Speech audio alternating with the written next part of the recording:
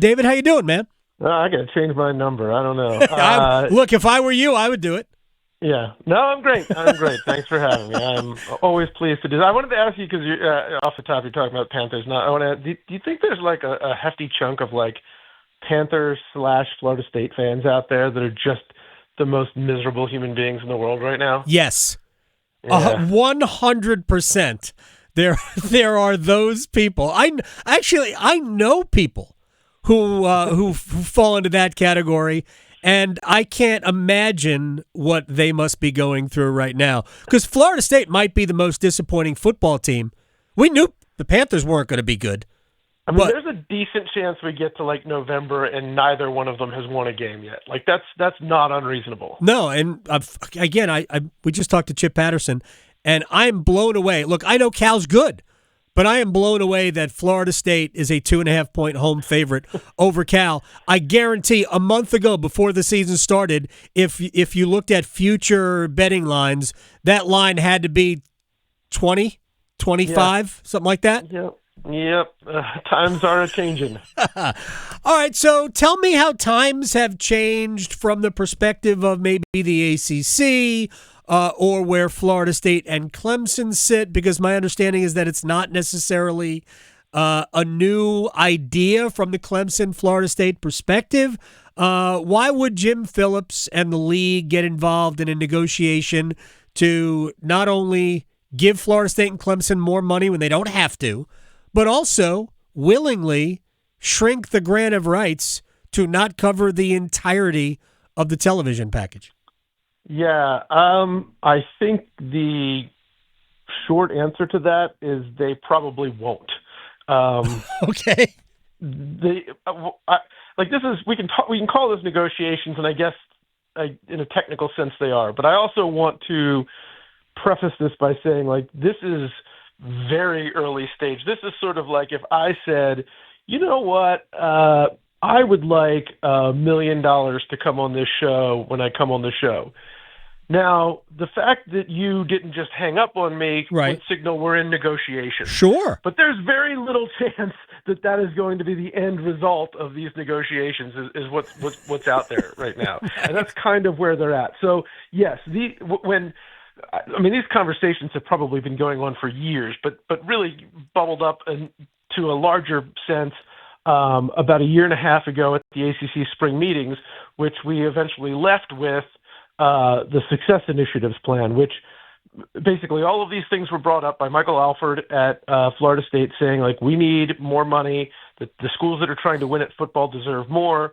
I think, based on winning, going to bowl games, going to the playoff, going to the NCAA basketball tournament, and TV ratings, those should be factors in who gets the most share of the pie.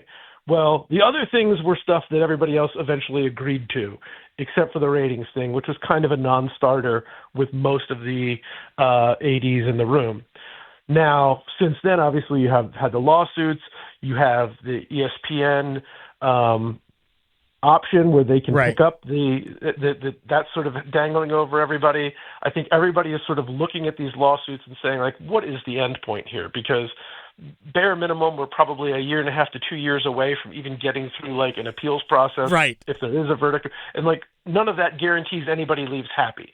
So is there a way that we can kind of help the ACC brand by making the family happy again, that everybody gets a little of something that they want to save face, and we secure the future of the league, at least for the near term? And I think I should also preface all of this by saying, like, nobody knows what college football is going to look like 6, 7, 8 years down the road. Like, things are changing so quickly now, and I think everybody sees a point in which they change a good bit more.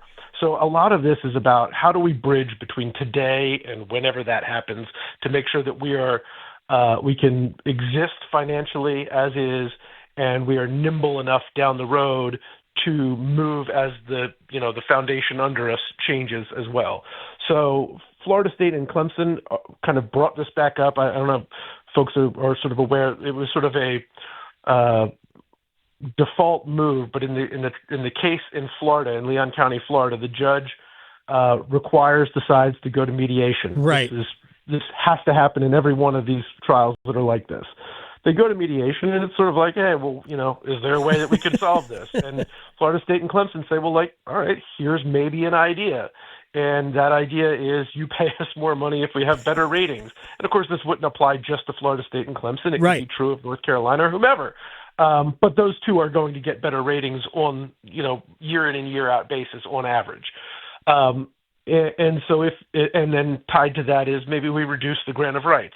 I think the latter part is a complete pipe dream at this point because it would really open up a lot of other cans of worms. But, but the big idea on that is if teams can move at a time when other leagues' TV rights agreements are coming up, it allows that sort of nimbleness at a likely inflection point time for college sports.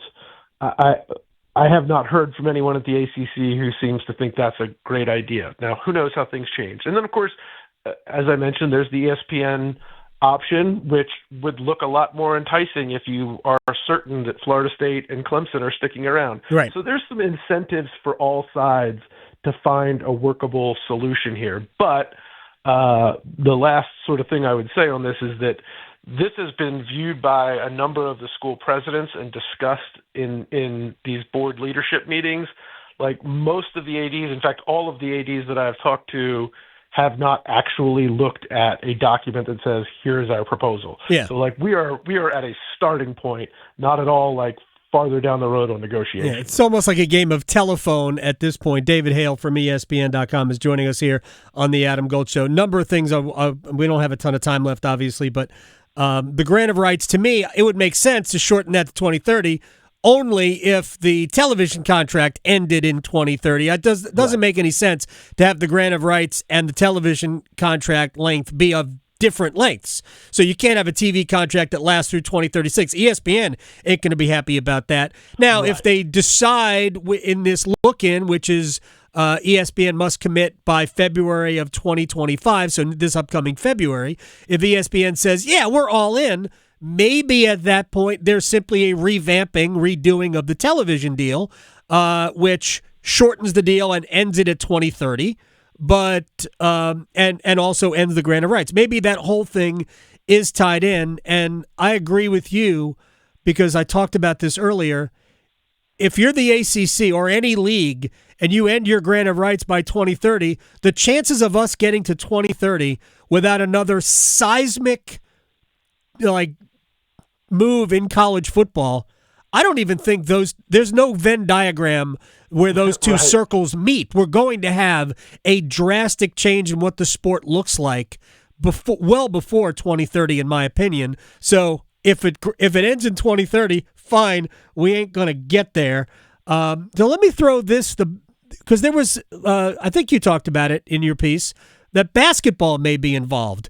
Is that a way to get like the North Carolinas and the Dukes involved in saying, hey, that would be cool if we get a little extra because, especially in the case of Duke, they're always the number one TV property in college basketball. Right, and that's exactly what this is. And, one of the things because I've been sort of digging around on this concept for a while now, and as I've talked to a lot of folks who are not currently suing the ACC, like, would you be open to doing something like this, whatever it looks like? One of the answers has always been like, well, if we give Clemson and Florida State what they're asking for, what is stopping North Carolina from saying, like, all right, let me file our lawsuit so we can get more too? Like, there are other schools that have value, and so you have got to be able to recognize brand equity on a wider scale. And that, of course, football is what drives revenue. And I think in general, if you look at TV revenue, TV distribution, it's 80-20 football. But that 20 for basketball is not insignificant. And I think can be enough to make an impact for particularly a school like Duke or Virginia even, or North Carolina, NC State, that play a high level of basketball and will be playing meaningful games late into the season more often than not. So, this is about building a consensus, but it's also got to be, I think one of the things that I'll be interested to see how it looks is like to build enough consensus, which let's say you need 2/3 majority vote to get this. Like, are you just moving around deck chairs a little bit? And at the end of the day, to get consensus, like you watered it all down so much that it really doesn't make that big of a difference. Right. And honestly, you only have to convince two schools, right? You've only got to convince Florida State and Clemson Right. that this is the best home for them, and we're going to close on that. But I mean, did you insinuate that people want to watch Virginia basketball? Come on, come on. All right. Well, there's a lot of masochists out there. I don't know. David Hale, final question.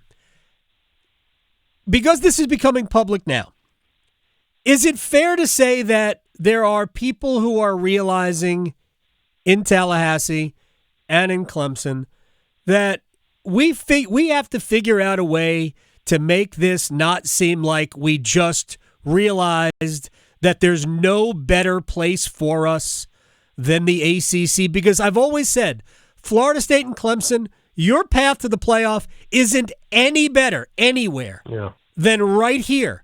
And the ACC is better with those two schools in it, obviously. So don't we really have to figure out a way to get everybody to get along? Yeah, in some ways it's like a bad marriage, right? Like, I don't know, divorce is going to be much messier than this. Like, we've been in it together this long. We'll die eventually. Let's just stick it out. I think there's two sides to that. I mean, look, frankly, if there was no grant of rights and if the SEC proffered an invitation, I think FSU and Clemson would jump at it. Sure. Like, I just think that's reality. But that's not what reality is in terms of the details. And so the fight is high. And to your point, I mean, it just cannot be overstated enough how much easier the path to the playoff is to stay where you are in the ACC, where you are clearly the two biggest fish in the football pond here. I mean, even if you go to the Big Ten, you're still dealing with Penn State and Ohio State and Michigan, and those schools are going to come treading on your recruiting territory and all that stuff too. But, I think there is a flip side to this, and this is one of the things that I've talked to some folks about, both at Clemson, Florida State, and at other schools in the ACC, that there is a growing concern about branding league-wide and what that means to recruiting and to other monetary partners, other stakeholders. Is like, you're going to recruit a 4- or 5-star athlete. Does he want to come and play in the ACC where half of his games are on CW or ACC Network Extra or whatever, or does he want to go to the SEC where it is sort of viewed in a larger sense as the big boy league? Do you want to play AAA ball or big league ball?